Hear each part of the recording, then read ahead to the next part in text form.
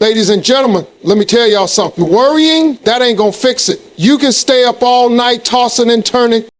Worry is one of the most exhausting things a person can carry. It burns up our energy, clouds our minds, and steals our joy, but it never actually solves a single problem. You can sit up all night stressing, running a million scenarios through your head, but when the morning comes, the situation's still there, untouched by all that mental chaos. Worry doesn't change the outcome, it only changes you, and not for the better. It wears you down. It weakens your spirit. It makes you question everything you already know in your heart to be true. You're using real power, real energy to feed something that has absolutely no ability to fix the situation. When you worry, it's like rocking in a chair. You're moving, you're spending effort, but you ain't getting anywhere. You're stuck in the same spot, just more tired than you were when you started. Imagine if that energy was spent believing, preparing, building yourself up instead of tearing yourself down. Imagine if all that thought time you give to fear, doubt, and panic was instead given to hope, strategy, and prayer. How much farther would you be? How much stronger would you feel? Worry tricks you into thinking you're doing something productive because you're busy mentally, but busy doesn't always mean effective. The truth is, worry comes from trying to control what was never yours to control in the first place. It's like trying to control the weather or hold back the tide. Life has its storms, and no amount of pacing or overthinking will stop the rain from falling. The real power is in how you decide to respond. Are you going to waste all your fuel standing there shaking your fist at the sky? Or are you going to find shelter, stay calm, and let the storm pass, trusting that the sun is still on the other side?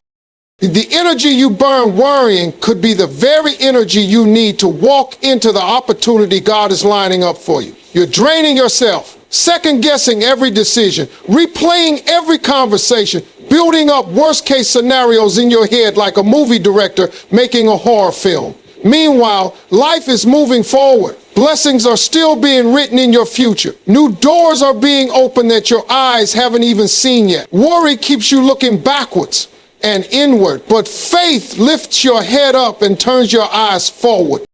At the end of the day, you have to choose where your energy is going to go. You can spend it worrying over things you can't fix, or you can spend it building the kind of character that can weather any storm.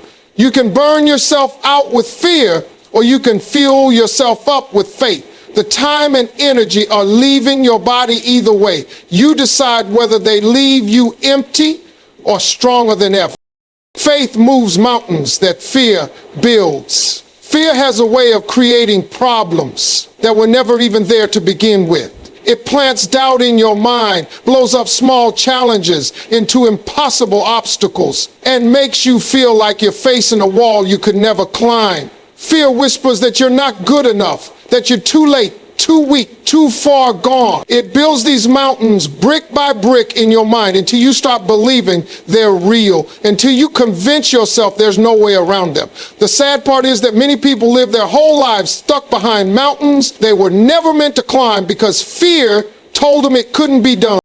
But faith tells a different story. Faith doesn't deny the reality of the mountain. It just refuses to believe it's bigger than the power of God working in your life. Faith looks at that same mountain fear built and says, move.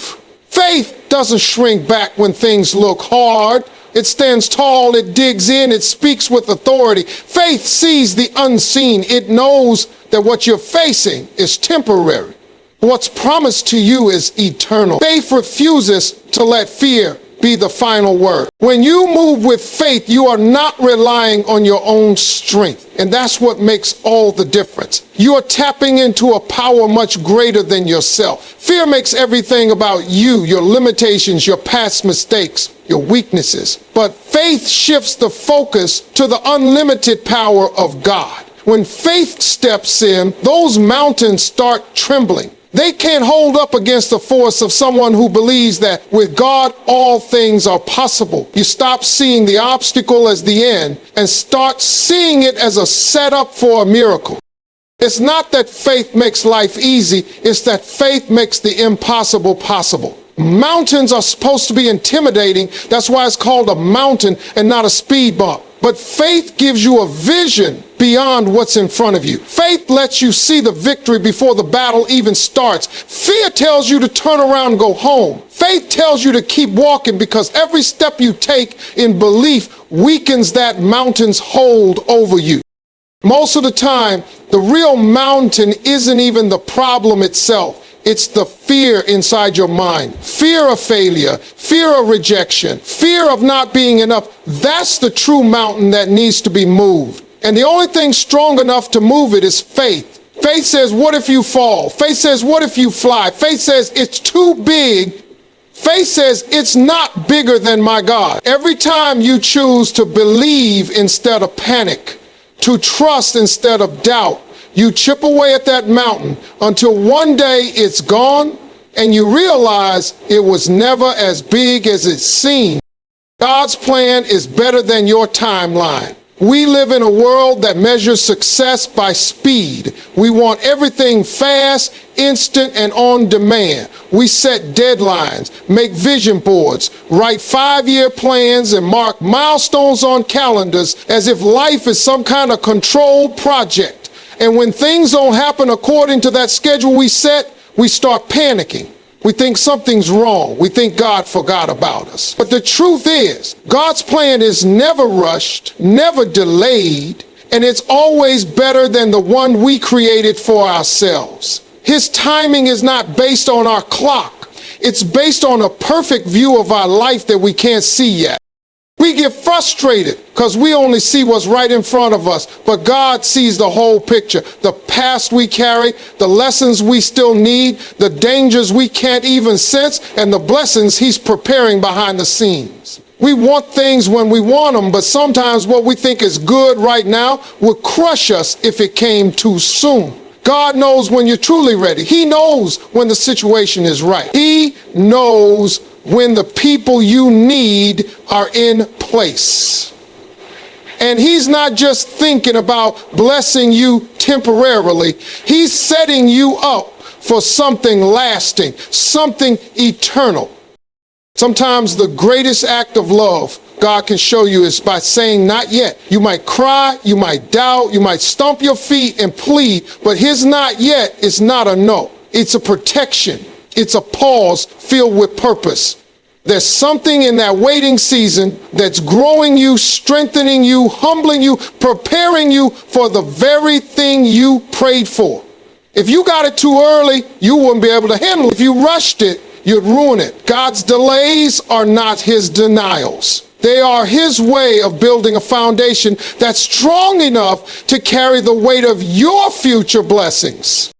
You have to trust that the Creator who designed you also designed the right path for you. Trusting God's plan means surrendering your timeline. It means understanding that His ways are higher, His thoughts are greater, and His love is deeper than anything you can imagine. It means you believe that even when it looks like nothing is happening, everything is happening exactly as it should. It means you stop living by the clock and start living by faith. It's not about how fast you get there. It's about what's being built inside of you along the way.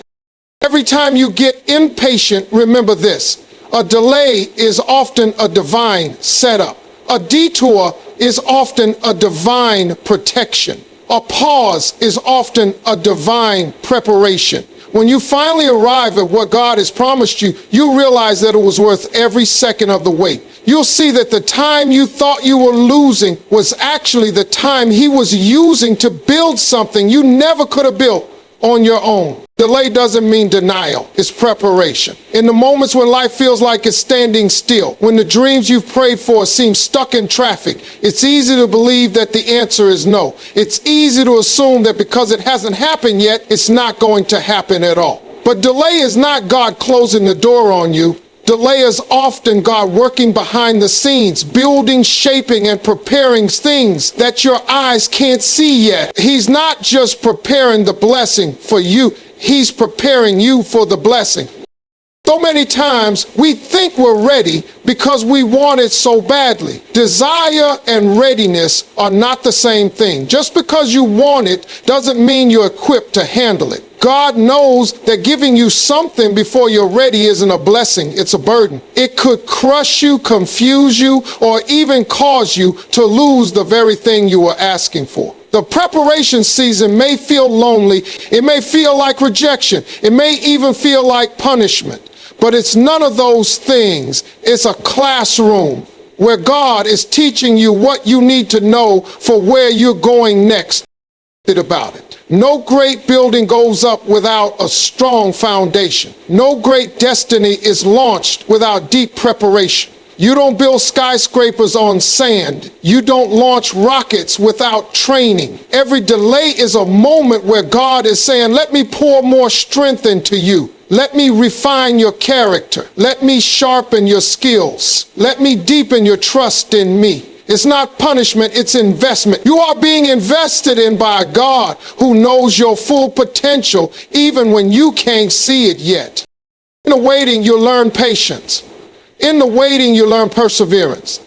In the waiting, you learn how to depend on something greater than your own strength. Waiting seasons aren't wasted seasons. They are the times when your roots grow deeper, when your faith gets stretched, when your heart gets molded. Those deep roots will be what keeps you standing when the winds of success start to blow.